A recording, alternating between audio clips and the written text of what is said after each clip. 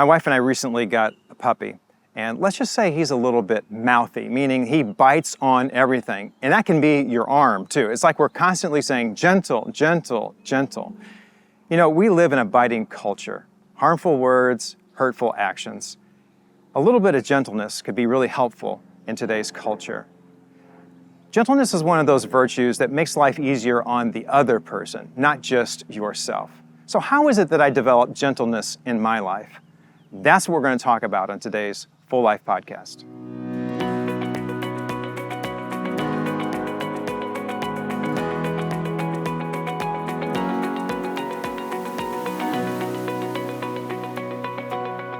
Welcome everyone to the Full Life Podcast by Grace Church, where we hope to inspire, challenge, and clarify your next steps in faith. I'm David Lawson, and we are in a series of conversations about how to exchange the life that you have for the life that you want. We're talking about 9 qualities that if we embrace them and incorporate them into our lives, they'll transform how we live and they'll transform the relationships that are around us. And today we are talking about the power of gentleness. If you happen to miss any of the conversations that we've had previously, I encourage you to go back and to listen to them. And as always, throughout this conversation, I have Pastor Randy Moomaw with me, one of the worship pastors here at Grace Church. Welcome back, Randy. Good to talk with you about this powerful quality of gentleness. Thank you, Dave. Always good to hang out with you. Well, Randy, might be obvious to most of us, but one of the reasons this is probably a tough quality for people, especially when it comes, especially for men or people who are assertive in their character, is that there's a stigma that's attached to this word or this quality of gentleness, particularly in our culture today. Absolutely. We often think of gentleness as being weak, like the person isn't able to stand up for themselves. But I think the opposite is true. I think gentleness is the strength to bring our desires under control. I think of a Clydesdale horse, these big, massive animals, but they yield to the rein of their master. I remember being at a funeral. I know this is kind of odd to freak out, but I remember being at a funeral and the pastor talking about the deceased, and he was a strong man. He was a man's man, and he was a farmer, raised his family well. Obviously, he had gotten up in his years and didn't quite have the physical strength that he had had before. But the pastor, it was striking to me because he said, and he was a gentle man. And I thought, wow, if that is what it means to be gentle, give me more of that. That's what I want, because I wanted the qualities that this man had in his life and were demonstrated in his life and the legacy that he had left in his life. I wanted that for myself. Wow. I often speak of my dad because I respect him so much. I remember as a kid, I have this memory, and I may have shared this with you before, but things were getting a little tense between my mom and dad, and through the thin walls, I could hear her voice elevating a little bit. But then I finally hear my dad simply say, "Well, Ev," and he brought the conversation down 10 decibels. And that's such a great life lesson for me in those moments when things get heated up, just to drop the decibels a bit. Yeah, if we can get past this idea, and that took strength for your dad, because we know how it is, when there is a little bit of tension, it's kind of get to the higher voice, and it keeps escalating and so forth. But it takes a lot of self-control, it takes a lot of gentleness in order to bring that down, to bring that strength. What I could do versus what I should do, making the choice for what I should do.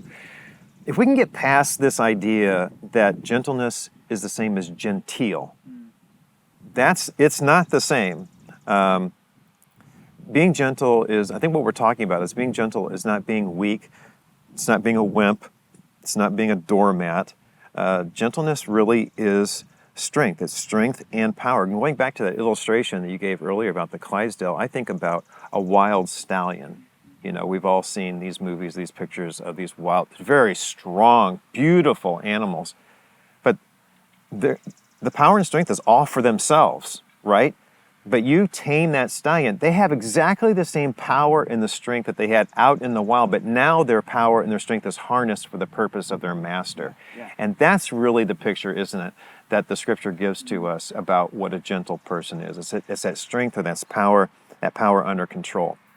And so I took the liberty of writing down 6 areas or 6 qualities, 6 ways that gentleness can be expressed in our lives. And it might be surprising to people what the biblical authors, or how the biblical authors describe gentleness and how it's demonstrated in our lives. There's really a manifold, it's a multiple way that gentleness is actually described, how gentleness is described to be lived out in our lives. And so what I would like to do is, I'd like to name them, and then I want to kind of get your response to them. The first one is that gentleness empowers others. What do you think about that? What scripture comes to your mind maybe when you think about gentleness being something that empowers other people?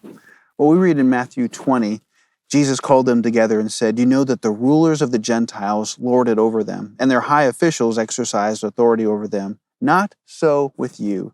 Instead, whoever wants to be great among you must be your servant, and whoever wants to be first must be your slave. Just as a Son of Man did not come to be served, but to serve and to give his life a ransom for many." I really think a gentle person, their first register is to think about other people. Even though they're strong, they're not weak, but they're thinking about others in everything they do. Well, it takes a lot of strength to get the attention off yourself, doesn't It it? sure does. You know, Jesus talks here about not lording it over.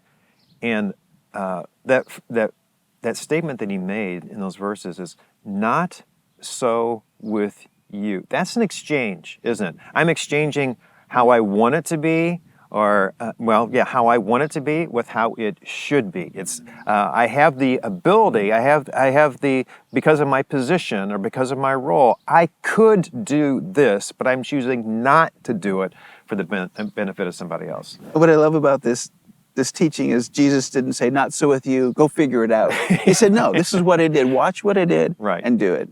So it empowers others. I think that's one of the ways, when we're finding ourselves in a situation where we might want to exercise that control, instead harness gentleness, harness that strength, and use it to empower others. There's another way that gentleness is described, and that is by restoring others, not just empowering others, but restoring others. In Galatians 6, we read this, "Brothers and sisters, if someone is caught in a sin, you who live by the Spirit should restore that person gently. But watch yourselves, or you also may be tempted. Carry each other's burdens, and in this way you will fulfill the law of Christ." I love that idea of restoring someone gently, walking up, putting your arm around them, and not from across the room yelling so 20 people can hear it.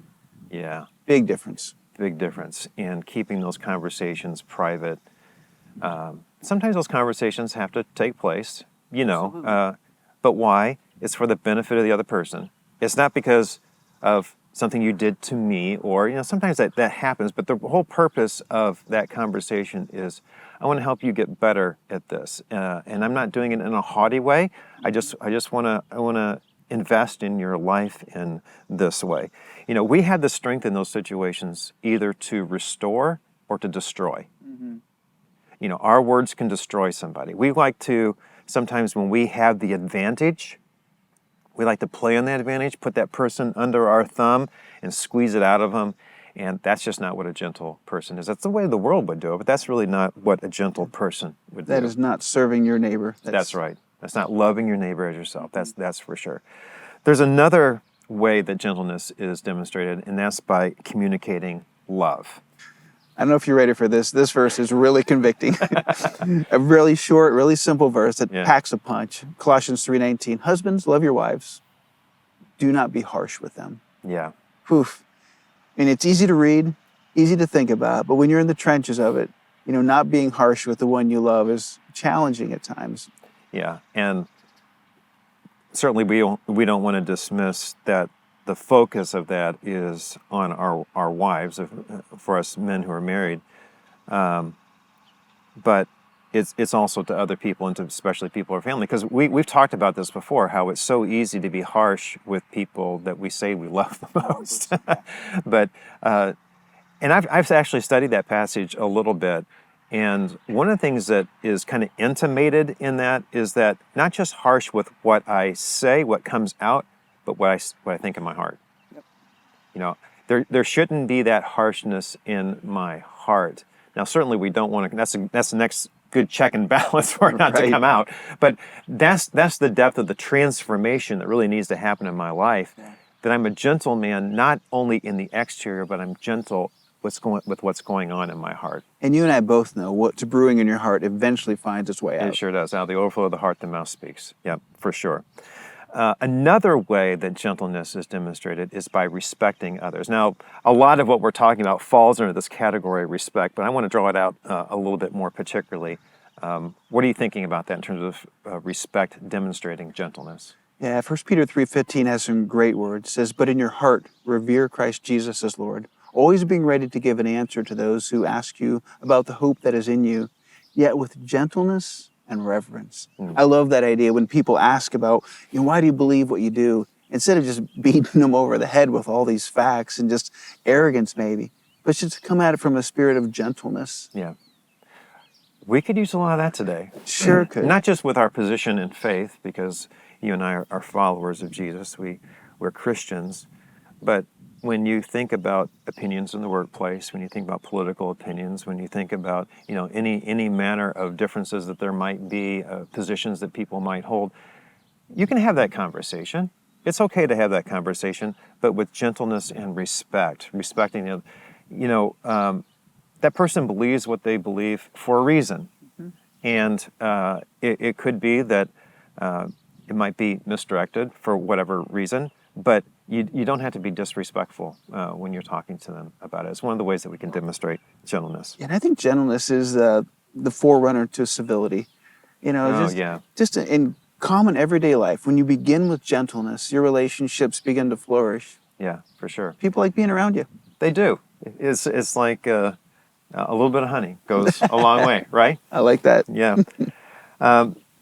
Here's another one. Diffuse conflict. We've already we've ventured into those waters a little bit with this, but rather than adding to the conflict, diffusing it.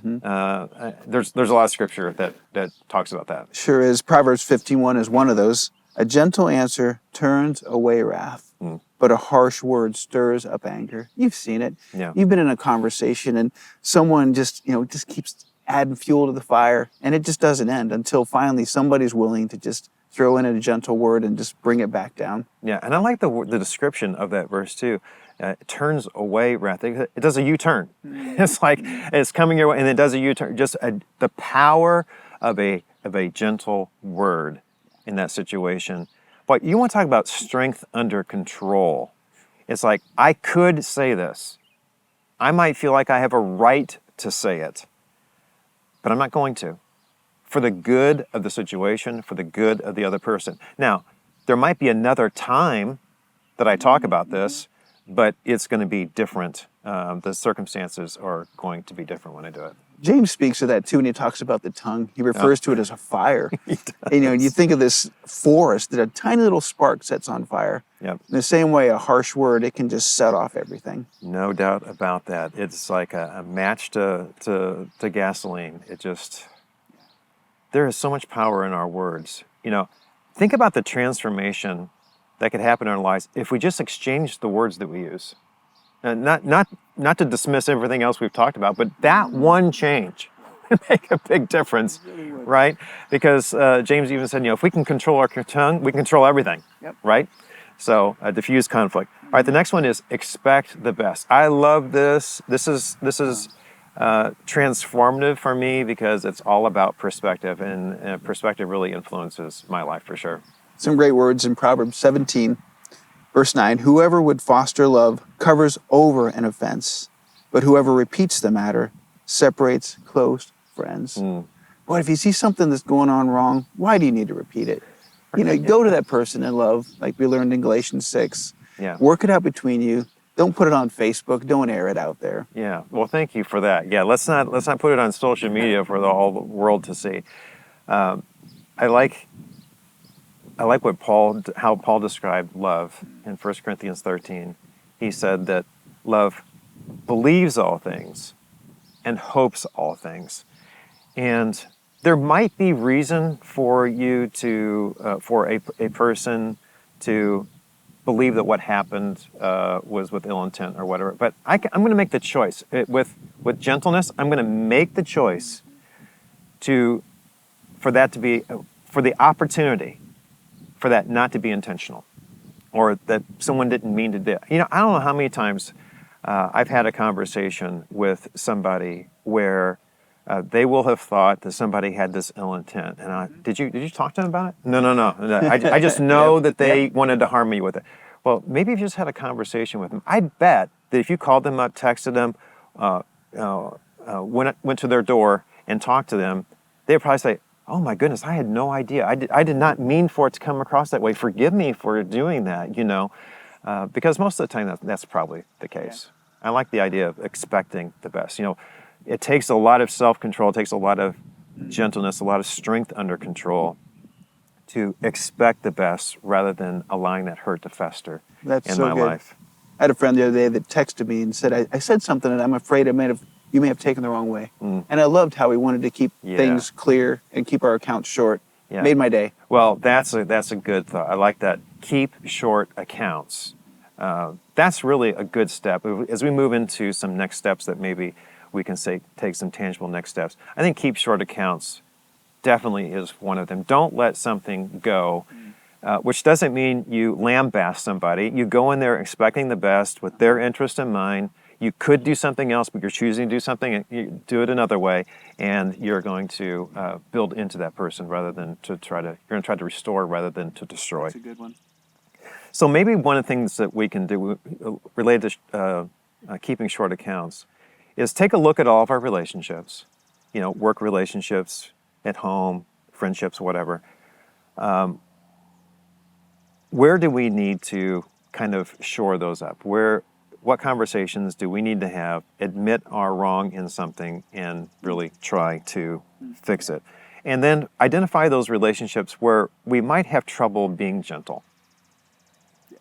And actually write them down. And this is, you want to write it down and tear it up because you don't want anybody to see it. But it's like, write down a name of somebody and maybe even when you are most likely to be harsh. Wow. And make the choice. Agree with God. I'm going to make a choice here to do it differently. I'm not going to do it the same way. And then ask God to empower you for that. So write down the name. Identify the circumstances when you might choose to be harsh.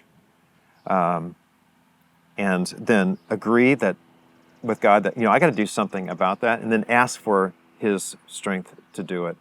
Like all these qualities we've been talking about, we're going to go back to it again. I know it's like beating the same drum over and over again, but these are qualities that are part of who God is. Aren't you glad that He's gentle towards us?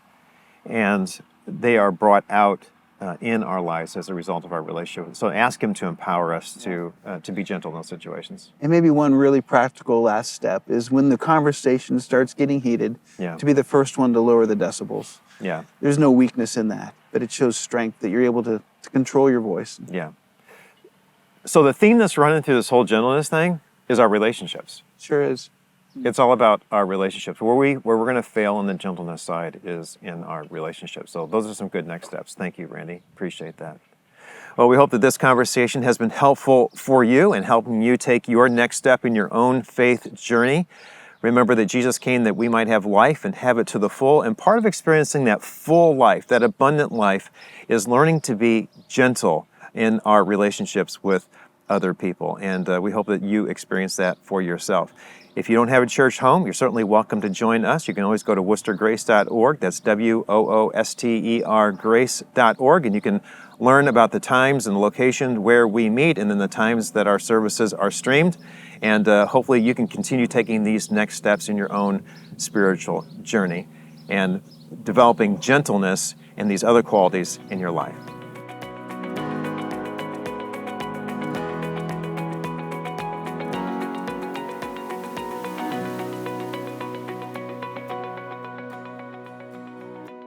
If you like this video, make sure you like, share, comment, or subscribe to invest in the full life that God has for you.